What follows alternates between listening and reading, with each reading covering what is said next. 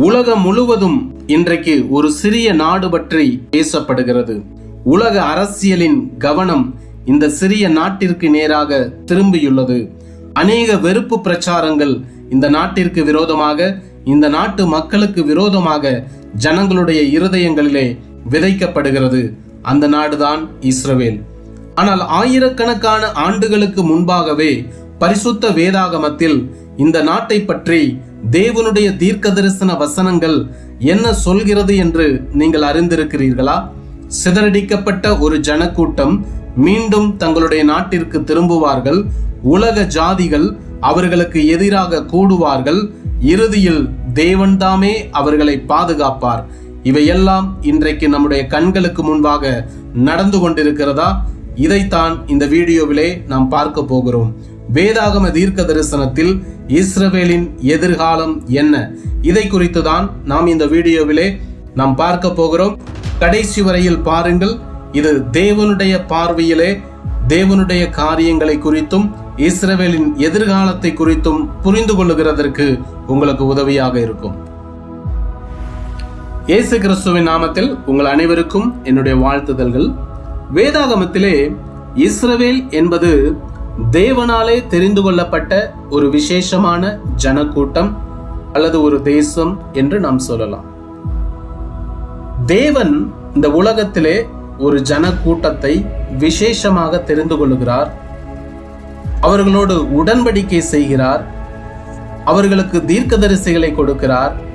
அவருடைய வார்த்தைகளை அவர்களுக்கு கொடுக்கிறார். அவருடைய வாக்குத்தத்தங்களை கொடுக்கிறார். தேவ ஆராதனைகளை கொடுக்கிறார். தேவாலயத்தை கொடுக்கிறார். இப்படி எல்லா வகையிலையும் விசேஷமாக தேவனாலே தெரிந்து கொள்ளப்பட்ட ஒரு ஜனக்கூட்டம் தான் இந்த இஸ்ரவேலர்கள். அப்படியானால் தேவன் பட்சபாதம் உள்ளவரா? இஸ்ரவேலர்களை மட்டும் சிறப்பாக பாவிக்கிறார், மற்றவர்களை வெறுக்கிறார் என்ற அர்த்தமா? அப்படி அல்ல. தேவன் இந்த உலகத்திலே மனிதனை சிருஷ்டித்த பொழுது மனிதன் தான் செய்த பாவத்தினாலே மெய்யான தேவனோடு இருந்த அந்த உறவை துண்டித்துக் கொள்ளுகிறார். இந்த உலகத்திலே பாவம் வந்தது. ஆண்டவர் எல்லா ஜனங்களையும் சரியாக சரிசமமாக நேசிக்கிறார். அவரிடத்தில் எந்த விதமான பட்சபாதமும் கிடையாது. எப்பொழுது தேவனாலே படைக்கப்பட்ட மனிதன் தேவனுக்கு விரோதமாக பாவம் செய்து அவரோடு இருந்த உறவை துண்டித்து கொண்டானோ அல்லது அந்த உறவு பாவத்தினாலே முறிக்கப்பட்டதோ, ஜனங்களுக்குள்ளாக அநேக பாவ சுபாவங்கள் தேவனிடம் வர முடியாததினாலே தேவன் அல்லாதவைகளை மனிதன் தேவனாக செய்து கொண்டு தேவனை விட்டு மிகவும் தூர போகிறான். மெய்யான தேவனை அவனாலே அறிந்து கொள்ள முடியவில்லை. எனவே தேவன் தன்னை ஜனங்களுக்கு வெளிப்படுத்தும்படியாக, தன்னுடைய மகிமையை உலகத்தில் இருக்கிற ஜனங்களுக்கு வெளிப்படுத்தும்படியாக அவர் ஒரு ஜனக்கூட்டத்தை தெரிந்தெடுக்கிறார்.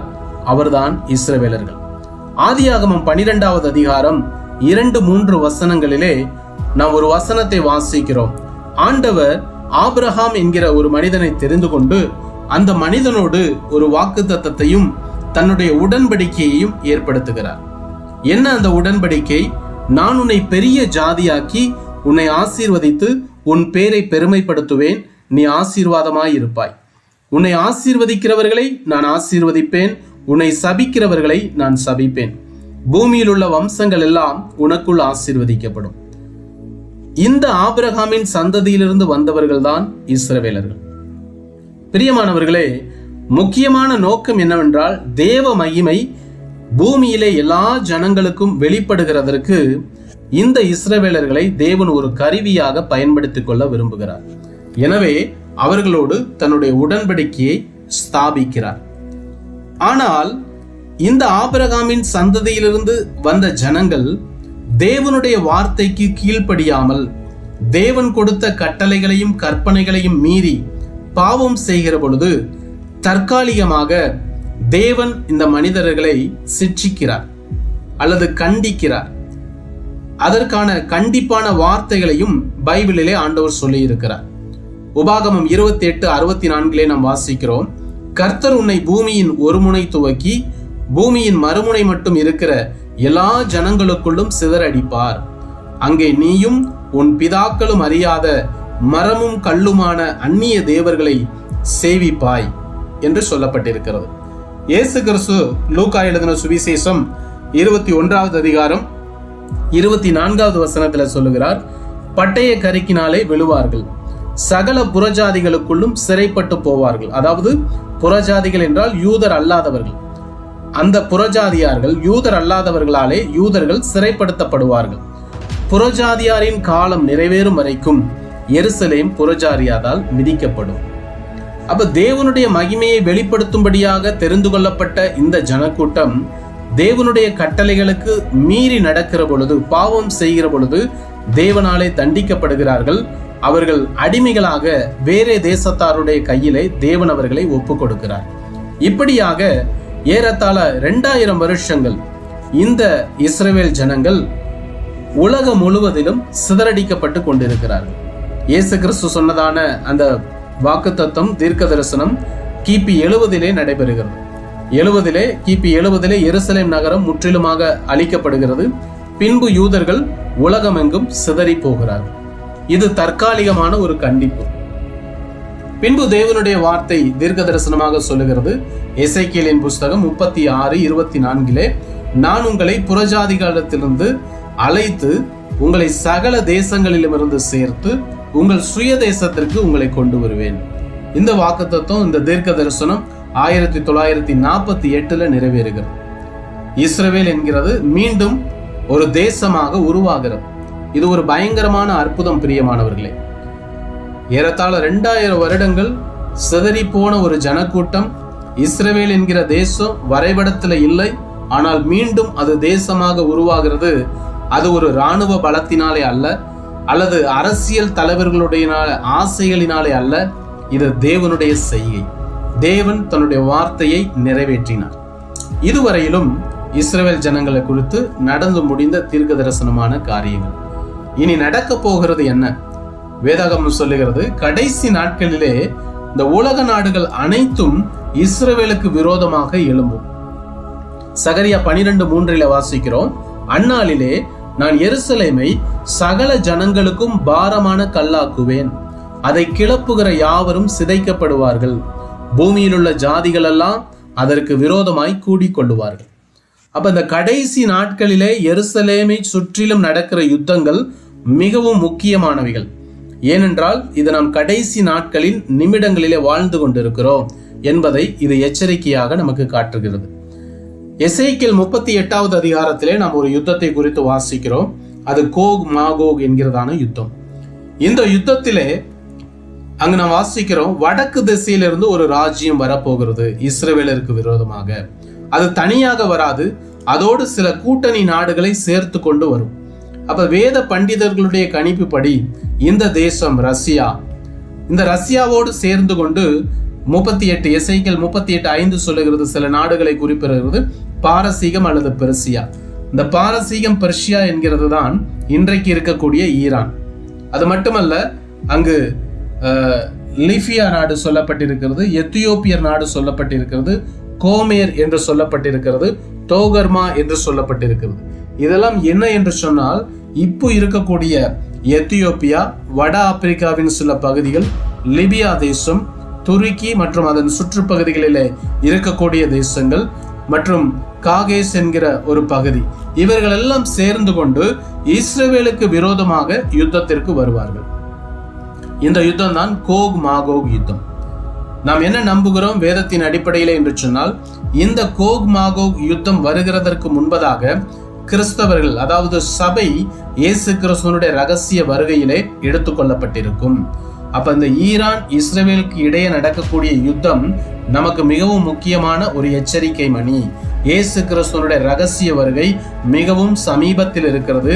எனவே கிறிஸ்தவர்களாகிய தேவனுடைய பிள்ளைகளாக இருக்கிற நீங்கள் பரிசுத்தத்திலும் ஜெபிக்கிறதிலும் தேவனுடைய காரியங்களிலும் சுவிசேஷத்தை தீவிரமாக அறிவிக்கிறதிலும் மற்றவர்களுக்காக ஜெபிக்கிறதிலும் நம்ம மிகவும் முனைப்புடன் செயல்பட வேண்டும். ஏனென்றால் இயேசு கிறிஸ்து எப்பொழுது வேண்டுமானாலும் வரலாம். நாம் அவரை சந்திக்க ஆயத்தப்பட வேண்டும். அப்ப இயேசு கிறிஸ்து வந்து சபை ரகசிய வருகையிலே எடுத்துக்கொண்ட பிற்பாடு இந்த ஜாதிகள், இந்த கோக் மாகோக் யுத்தம் மிகவும் தீவிரமாகும். மகா பயங்கரமான உபத்திரவங்கள் இந்த பூமியிலே உண்டாகும். அந்த உபத்திரவங்களை நம்ம வார்த்தைகளால வர்ணிக்க முடியாது. அவ்வளவு கொடியதான நாட்கள் இந்த பூமிக்கு வரப்போகிறது. எனவே மிகவும் எச்சரிக்கையோடு நாம் ஜெபிப்பதற்கு நாம் மிகவும் ஜாக்கிரதையுள்ளவர்களாய் இருக்க வேண்டும் என்று சொல்லி ஆண்டவருடைய வார்த்தை நம்மளை எச்சரிக்கிறது. பிரியமானவர்களே, சகரியா 12:3 நம்ம வாசிக்கிறோம், பூமியின் எல்லா ஜாதிகளும் எருசலேமுக்கு எதிராக கூடுவார்கள். ஆனால் இறுதியில என்ன நடக்கும் தெரியுமா? இறுதியிலே எருசலேம் பாதுகாக்கப்படும். யாரும் எருசலேமை அழிக்க முடியாது. காரணம், அந்த யுத்தத்திலே தேவனே என்ன செய்வார்? இஸ்ரவேலர்களுக்கு பக்கபலமாக இறங்கி இஸ்ரவேலர்களை தேவன் ரட்சிப்பார். எசேக்கியேல் 38:23 சொல்லுகிறது, நான் என்னை மகிமைப்படுத்துவேன், பல ஜாதிகள் நான் கர்த்தர் என்று அறிந்து கொள்வார்கள். அப்ப தேவன் இந்த இஸ்ரவேலரை பாதுகாக்கிறதனுடைய நோக்கம் என்ன? ஜனங்களுக்கு தன்னை வெளிப்படுத்த வேண்டும். நான் தான் உண்மையுள்ள தேவன் என்பதை பூமியில் இருக்கிற ஒவ்வொரு மனிதனும் தெரிந்து கொள்ள வேண்டும் என்கிறதற்காக ஆண்டவர் இந்த காரியத்தை செய்கிறார். இஸ்ரவேலரை பாதுகாக்கிறார். பிரியமானவர்களே, தேவன் நீதியுள்ள நியாயாதிபதி. பாவம் செய்கிறவனை அவர் அப்படியே சும்மா விடுகிறதில்லை. அவர் நீதியுள்ள நியாயாதிபதியாக இருக்கிறதினாலே தேசங்களின் மீது தன்னுடைய நீதியை செலுத்துகிறார். இன்றைக்கு பூமியை ஆண்டவர் கைவிடவில்லை, மனிதர்களை தேவன் கைவிடவில்லை. அவருடைய கட்டுப்பாட்டில் தான் எல்லாம் நடந்து கொண்டிருக்கிறது. ஒரு தேசம் தேவனுக்கு விரோதமாக பாவம் செய்கிற பொழுது மற்ற தேசத்தினாலே அந்த தேசத்தை கண்டிக்கிறார். மனம் திரும்பும் பொழுது அந்த தேசத்தார் சுபிட்சித்திருப்பார்கள். மனம் திரும்பாத பட்சத்திலே அந்த தேசம் அழிக்கப்படுகிறது. இதெல்லாம் தேவனுடைய கிரியைகள். ஏன், எதற்கு என்று கேள்வி கேட்கிறதற்கு மனிதர்களாகிய நமக்கு அதிகாரம் இல்லை. எனவே இந்த கடைசி நாள் யுத்தத்திலே இஸ்ரவேலர்களை ஆண்டவர் பாதுகாக்க போகிறார். அப்ப அந்த கடைசி நாட்களிலே இஸ்ரவேலர்களுக்காக ஆண்டவர் ஒரு ரட்சிப்பின் திட்டத்தை வைத்திருக்கிறார். முதலாவது இயேசு கிறிஸ்து மேசியாவாக வந்த பொழுது இஸ்ரவேலர்கள் அவரை ஏற்றுக்கொள்ளவில்லை. காரணம், அவர் ஒரு அரசியல் தலைவராக வருவார் என்று எதிர்பார்த்தார்கள்.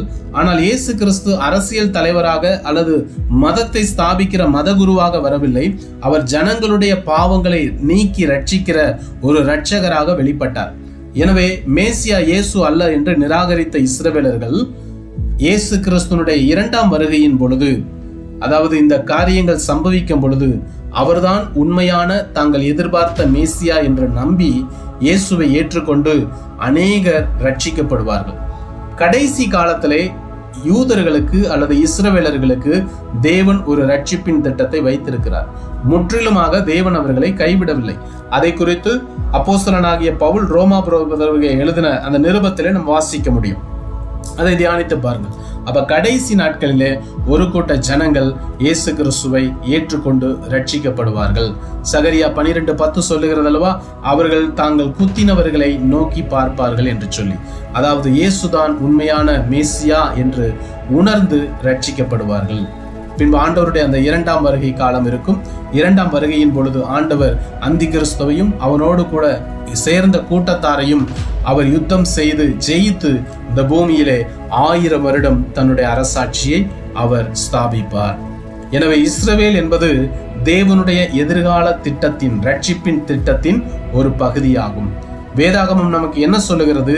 தேவன் தனது வாக்குத்தத்தத்தை நிறைவேற்றுகிறார். தேவன் சொன்ன தீர்க்க தரிசனங்கள் நடந்து கொண்டிருக்கின்றன. இயேசு கிறிஸ்து மீண்டும் சீக்கிரத்திலே திரும்பி வரப்போகிறார். ஆகையால் நாம் என்ன செய்ய வேண்டும்? தேவனுடன் சரியான உறவு வைத்துக் கொள்ளுங்கள். தினமும் ஜெபியுங்கள், வேதத்தை வாசியுங்கள், பரிசுத்தமாக வாழ ஒப்புக்கொடுங்கள், ஆண்டவருடைய வார்த்தைக்கு கீழ்ப்படிய ஒப்புக்கொடுங்கள், இயேசு கிறிஸ்துவின் வருகைக்கு தயாராகுங்கள், மற்றவர்களுக்கு சுவிசேஷத்தை அறிவியுங்கள். இதுதான் நாம் செய்ய வேண்டிய காரியம். கர்த்தர் தாமே உங்களை ஆசீர்வதிப்பாராக. ஆமென்.